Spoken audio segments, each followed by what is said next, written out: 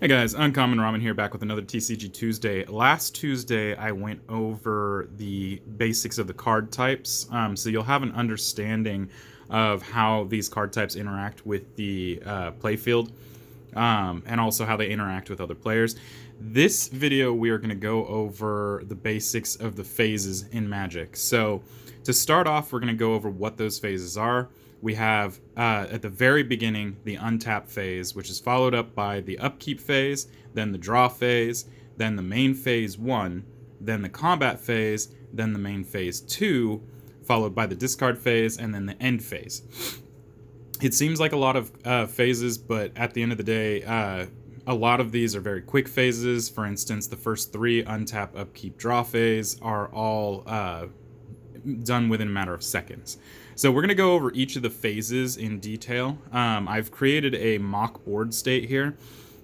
This is kind of, I would say, probably typical of like a 4th turn, especially with the Phyrexian Arena in play. So first off, I'm going to show you what cards we have here. We're just going to get a quick look at these. Not for anything more than just to let you know what they are. So when I reference them, you know what I'm talking about. Okay. And then the remaining 3 cards are swamps on the table. These are my lands. So the first phase that I would go into once my turn has begun is the untap phase. And the untap phase is pretty simple. Anything that is tapped in play, unless otherwise stated, will then untap. So we'll just turn them all back to their upright position. And this is the untap phase. Just that simple, okay? Now, the second thing we're going to do is we're going to go into what is called an upkeep phase. Now, the upkeep phase, for the most part, especially at the very beginning of the game, is kind of non-existent because the upkeep phase references cards that specifically mention the upkeep phase, okay? So in a lot of cases, you'll end up just skipping through the upkeep phase. However, for intents for this video, I wanted to do an upkeep phase, so I actually have a card in play that does reference the upkeep, and you'll see right here it'll say something to the effect of during your upkeep phase, or at the beginning of your upkeep phase, or something to that effect. In this case, it says at the beginning of your upkeep. Okay, so when it says at the beginning of your upkeep, it's referencing the upkeep phase, which is directly after the untap phase, but before the draw phase. So just keep that in mind. Your upkeep phase happens before you draw a card. Okay, so I do have an upkeep phase trigger, and that upkeep phase says that when it is my upkeep, I draw a card and I lose a life, right? So then at that point, I would go into my upkeep and I would say, okay, I'm losing 1 life, and then I'm going to draw a card, and then I would place that into my hand. After we've finished the upkeep phase, any upkeep triggers that happen, we're going to move into what is called the draw phase, and the draw phase is as simple as taking the top card of your deck and then adding it to your hand, okay? So now I've created my hand. We're going to say, like I said, we're about 4th turn in. So that was the first 3 phases. Untap, upkeep, draw phase. Very simple. You untap your stuff, any upkeep triggers happen, and then you draw from the top of your deck. Then we're going to move into what is called the main phase 1. The main phases in Magic are where most of Magic is played. During your main phase, this is where you are going to cast sorceries. This is where you're going to cast creatures, enchantments, artifacts, basically any type of permanent that you're going to put in play. This is also where you are going to play the land for turn. You can play 1 land per turn in Magic the Gathering unless otherwise stated. And now all of this is with the caveat unless otherwise stated. So during your first and second main phase, this is your chance to play that 1 land per turn. You do not have to play it on your first main phase. You can choose to wait and play it during your second main phase. Maybe there's some triggers you're looking for, but for the most part, most people play their land for turn on the first main phase. So during that main phase, I would look through my hand and find a land, if I have one, and then I would just place that in play. As a courtesy, when I'm playing Magic the Gathering, and this is just kind of something that you can choose to do if you'd like, I like to let the opponent know, hey, this is my land for turn. So when I play the land onto the field, I always say land for turn. The reason behind this is, first off, it affirms to me that I have played my land for turn. So if I've forgotten, I'll remember, oh yeah, I said land for turn, right? The other thing is that it affirms it for my opponent. Okay, so when you're playing high level Magic, when you're in tournaments and whatnot, it's not uncommon for people to call judges, and they could call judges for any numerous amount of things. Usually, it's for rules confusion, but in this case, this just keeps that out of the game. Okay, so if I say I played my land for turn, my opponent now has in his head that I have played for my land for turn, and therefore if I ask him later on, hey, I'm sorry, did I play land for turn? It won't turn into like a judge situation. Okay, so like I said, during the main phase, this is where you're going to play most of Magic, and truthfully, you can play it in either for the first main phase or the second main phase. Just remember that there is a combat between the two phases, and there is benefits to playing during the second main phase as opposed to the first main phase. But to look at my hand, we can kind of go into what we might want to do during our main phase. We could play things like this Chittering Rat. We could also play things like this Knight's Whisper and this Throat Slitter. Okay. There was an instant in my hand as well, Rend Flesh. Now, if you remember from the previous video, the main difference between sorceries and instants is that sorceries have to be played during your turn, during one of your two main phases, whereas instants can be played at any point in time during the game. Does that mean you can play instants on your turn? Yes. Does that mean you should probably avoid playing instants on your turn?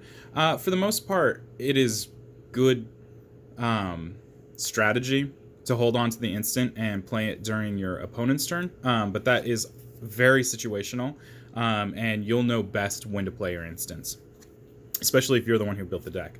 So this is where I would, if I was in this board state, this is where I would decide, okay, what am I going to do next? And just as an example, I'm not playing for anything more than to show you. Let's just say I decide to play the Chittering Rat.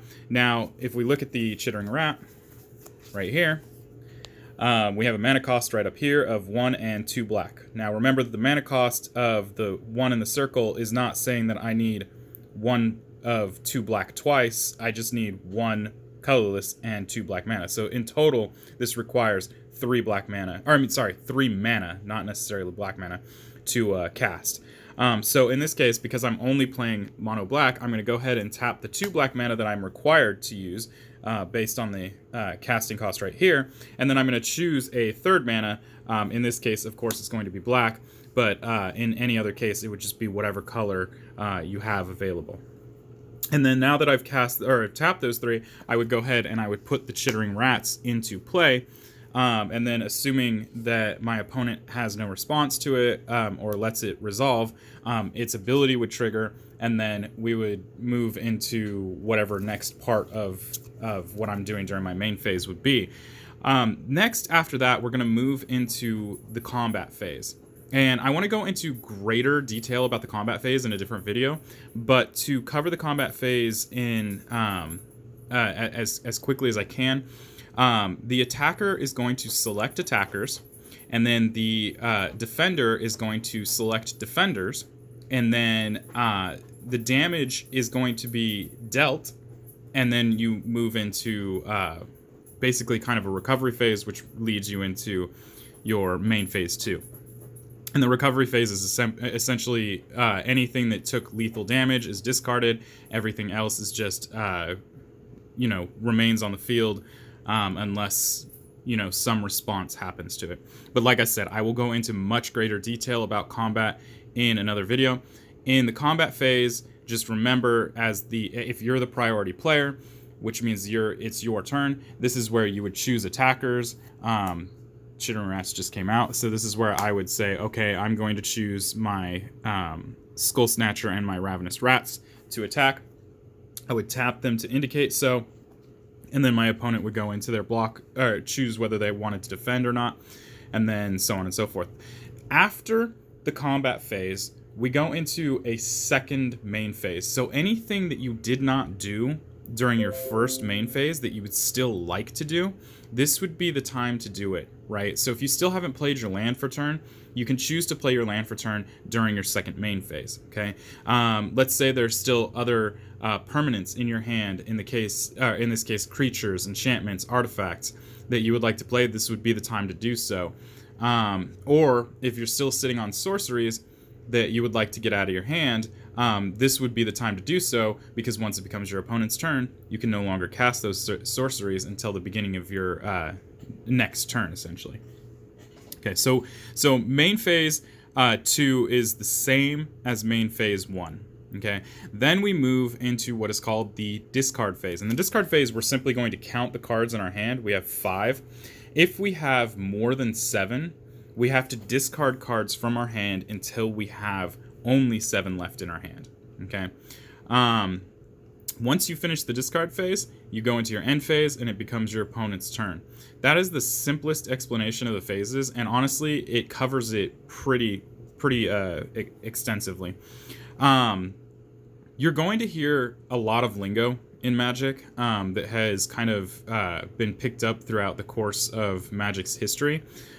So there is one unofficial phase that you will hear all the time, and that is called the scoop phase. It's not actually a phase in Magic.